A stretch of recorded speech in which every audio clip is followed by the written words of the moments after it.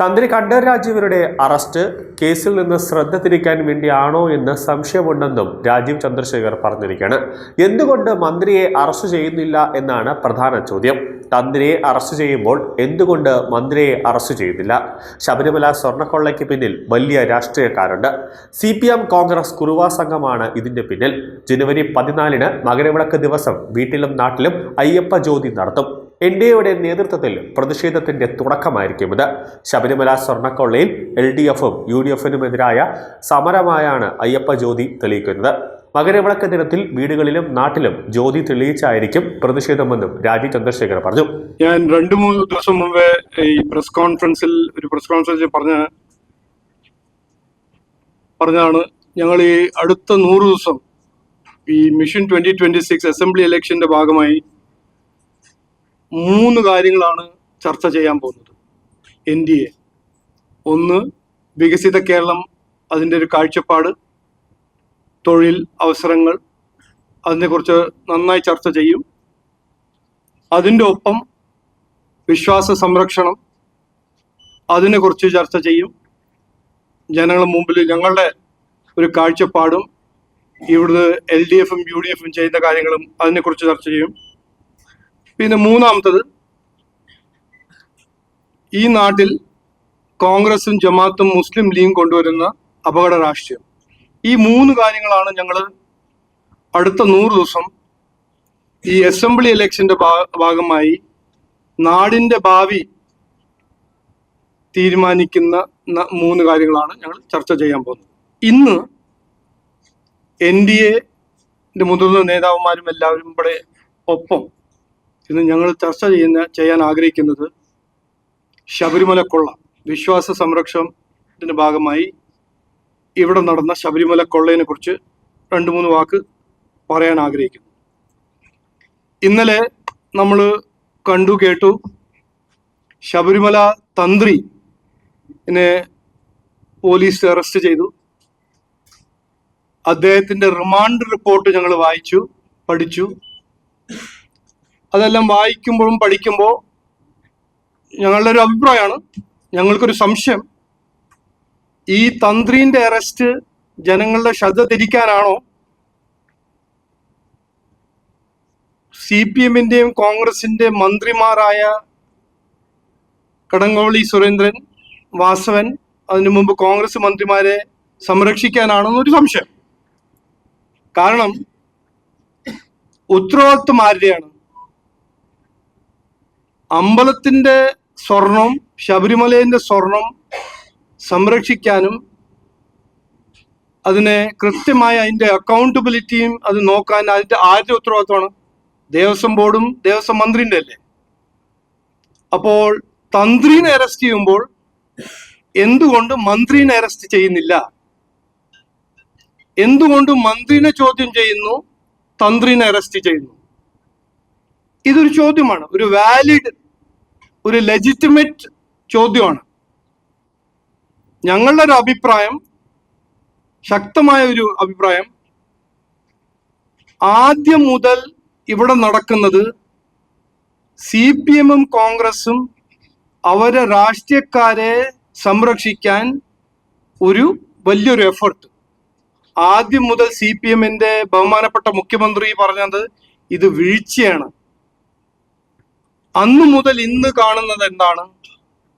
രാഷ്ട്രീയക്കാരെല്ലാം സംരക്ഷിക്കാൻ ഒരു വലിയൊരു എഫേർട്ട്. ഇൻവെസ്റ്റിഗേറ്റ് ചെയ്യുന്നത് SIT, അത് റിപ്പോർട്ട് ചെയ്യുന്നത് ഹോം മിനിസ്റ്റർ. ആ ഹോം മിനിസ്റ്റർ ആരാണ്? ബഹുമാനപ്പെട്ട മുഖ്യമന്ത്രി.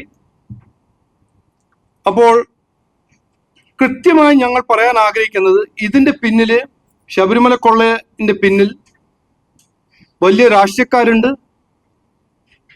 ആ പോസ്റ്റർ ഞങ്ങൾ ഇന്ന് പറയാൻ ആഗ്രഹിക്കുന്നത് ഇതാണ്. ഈ കുറുവ സംഘം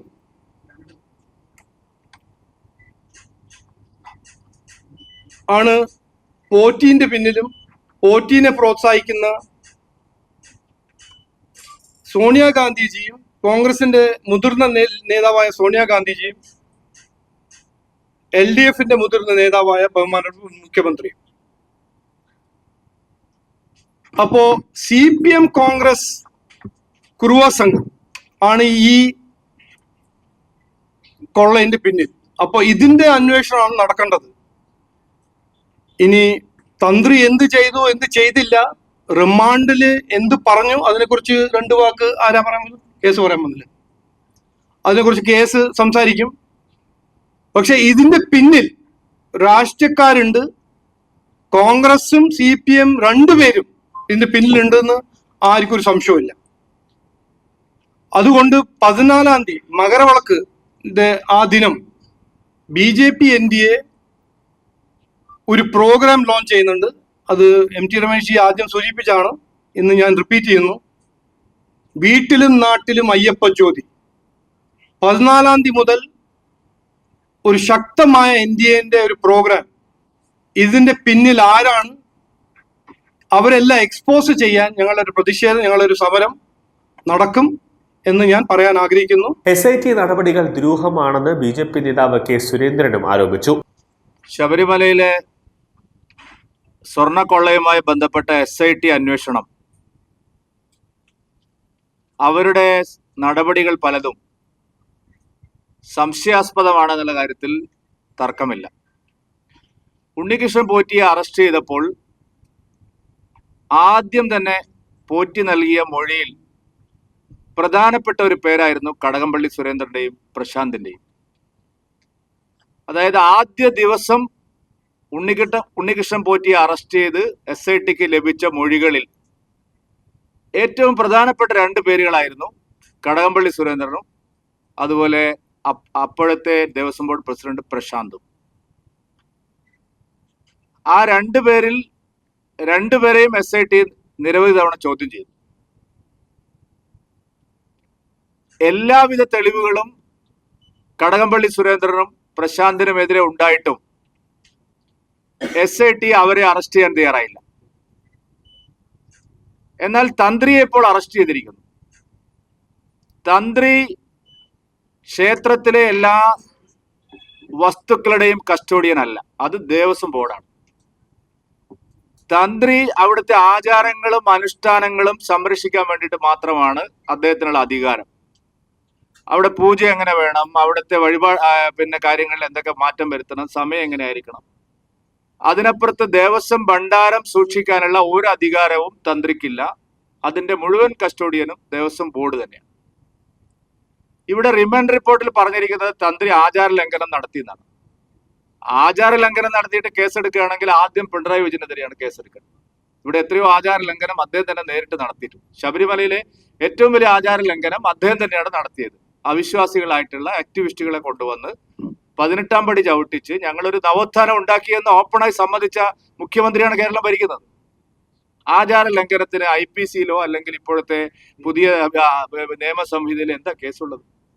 120B നിങ്ങൾ എടുത്തിരിക്കുന്നു, അതാണ് ചോദ്യം. ഞങ്ങൾക്ക് ഇപ്പൊ തന്ത്രി അറസ്റ്റ് ചെയ്തതിലോ അതിന്റെ കക്ഷിയേറാനോ ഒന്നും ഞങ്ങളില്ല. തന്ത്രി അറസ്റ്റ് ചെയ്ത് അദ്ദേഹത്തിന്റെ സബ്സ്റ്റൻസ് ഉണ്ടെങ്കിൽ നിങ്ങൾക്ക് നടപടിയായിട്ട് മുമ്പോട്ട് പോവാം, കോടതിയാണ് പറയുന്നത്. പക്ഷെ 120B എങ്ങനെയാണ് നിങ്ങൾ തന്ത്രിയുടെ പേരിൽ എടുക്കുന്നത്? 120B ഗൂഢാലോചന എടുക്കുമ്പോൾ എന്താ മോട്ടീവ്? തന്ത്രിക്ക് ഇതിന് ഒരു സാമ്പത്തിക സഹായം ലഭിച്ചു എന്ന് റിമാൻഡ് റിപ്പോർട്ടിൽ ഇല്ല. ഈ സ്വർണ്ണക്കൊള്ളയിൽ ലഭിച്ച പണത്തിൽ നിന്നോ അല്ലെങ്കിൽ മറ്റ് ആനുകൂല്യങ്ങളിൽ നിന്നോ ഒരു സാമ്പത്തിക നേട്ടവും ഉണ്ടാക്കിയെന്ന് റിമാൻഡ് റിപ്പോർട്ടിൽ ഇല്ല.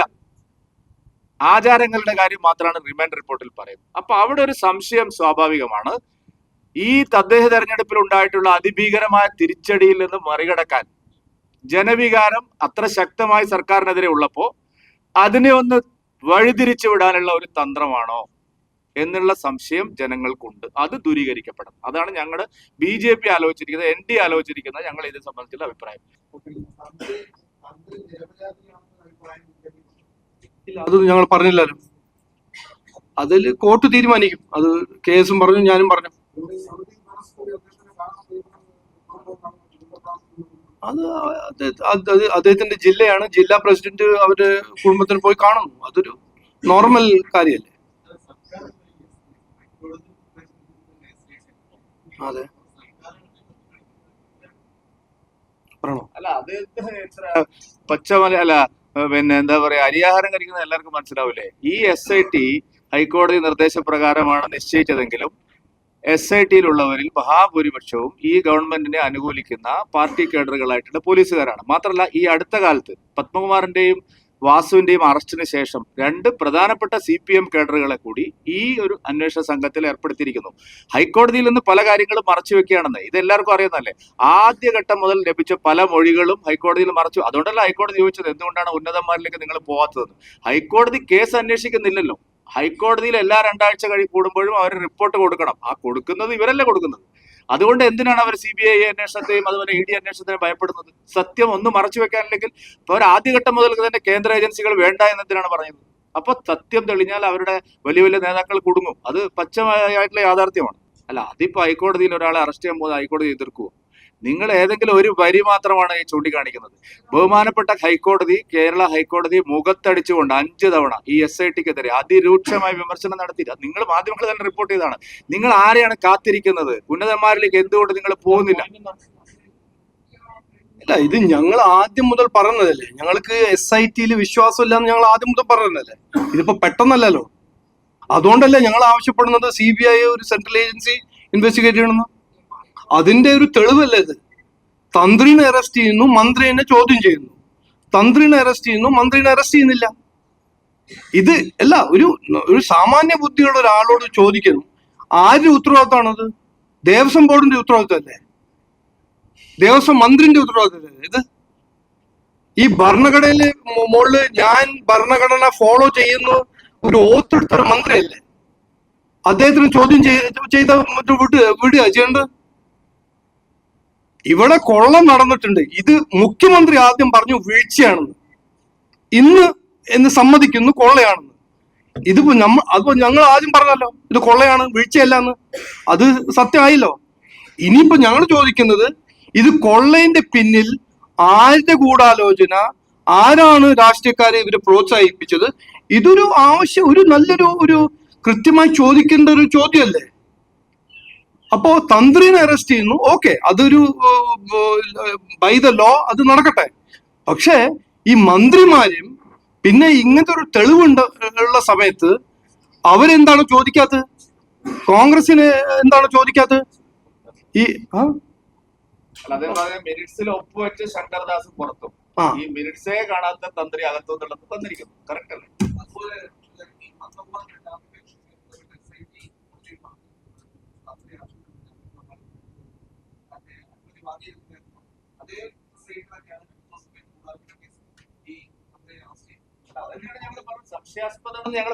അതല്ലേ പ്രീ എലക്ഷൻ ഒരു നിലപാട്, പോസ്റ്റ് എലക്ഷൻ തോൽക്കുമ്പോ ശ്രദ്ധ തിരിക്കാൻ കുറച്ചൊരു എർജൻസി. അതാണ് സത്യം. ഇതാണ് നടക്കുന്നത്.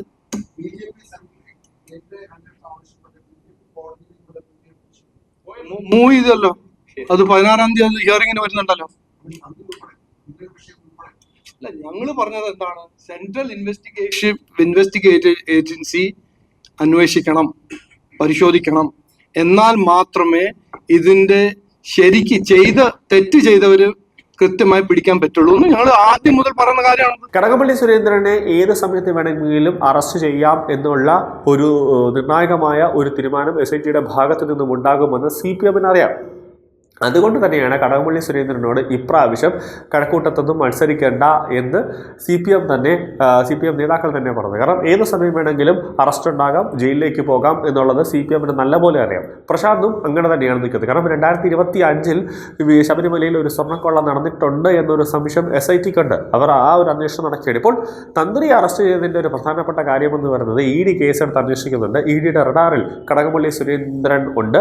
അപ്പോൾ പെട്ടെന്നൊരു അറസ്റ്റൊക്കെ നടത്തിക്കൊണ്ട് ഒരു സംഘർഷം ഉണ്ടാക്കുക, അതായത് SIT-യുടെ വിചാരവും പിണറായി വിജയൻ്റെ ഒരു ലക്ഷ്യം എന്താണെന്ന് പറഞ്ഞു കഴിഞ്ഞാൽ തന്ത്രിയെ ഇന്നലെയോടുകൂടി അറസ്റ്റ് ചെയ്ത് കഴിയുമ്പോൾ വൈകുന്നേരങ്ങളിൽ ഒരു ഭക്തജനങ്ങളുടെ, അതായത് BJP-യുടെ ഒരു പ്രതിഷേധമുണ്ടാകും. ചിലപ്പോൾ ഈ ബ്രാഹ്മണ സമുദായങ്ങൾ ഒരു പ്രതിഷേധമുണ്ടാകും, തന്ത്രി മഠത്തിൽ നിന്നുള്ളൊരു പ്രതിഷേധമുണ്ടാകും, അല്ലെങ്കിൽ അയ്യപ്പ ഭക്തജനങ്ങൾ ഒന്നടക്കം ഒരു പ്രതിഷേധമായി സെക്രട്ടേറിയറ്റിലേക്ക് വരും. അങ്ങനെ 2-3 ദിവസങ്ങൾ ഈ ഒരു കലുഷിതമായി നിൽക്കും എന്നൊക്കെ ഒരു കണക്ക് കൂട്ടൽ പിണറായി വിജയനും അതോടൊപ്പം പിന്നെ CPM എന്നും ഉണ്ടായിരുന്നു. പക്ഷെ അതൊന്നും തന്നെ ഇവിടെ സംഭവിച്ചില്ല എന്നതാണ് മറ്റൊരു പ്രധാനപ്പെട്ട കാര്യം. BJP പറയുന്നത് തന്ത്രി കുറ്റം ചെയ്തിട്ടുണ്ടെങ്കിൽ തന്ത്രി ശിക്ഷിക്കപ്പെടണം, അല്ലാതെ കള്ളക്കേസിൽ ആരെയും കൊടുക്കാൻ പാടില്ല, അല്ലെങ്കിൽ അങ്ങനെ ഒരു നീക്കം പിണറായിയുടെ ഭാഗത്തു നിന്ന് അല്ലെങ്കിൽ SITയുടെ ഭാഗത്തു നിന്നും ഉണ്ടാകാൻ പാടില്ല. തന്ത്രി ഏതെങ്കിലും തരത്തിലുള്ള സാമ്പത്തിക തട്ടിപ്പ് നടത്തിയിട്ടുണ്ടോ അല്ലെങ്കിൽ ഇവരുടെ കൂടെ തന്ത്രി ഉണ്ടോ, കുറ്റം ചെയ്തിട്ടുണ്ട് എങ്കിൽ തന്ത്രിയും ശിക്ഷിക്കപ്പെടണമെന്ന ഒരൊറ്റ ഉറച്ച നിലപാടിലാണ് BJPയുടെ സംസ്ഥാന അധ്യക്ഷൻ രാജീവ് ചന്ദ്രശേഖറും മറ്റ് BJP നേതാക്കളുമുള്ളത്.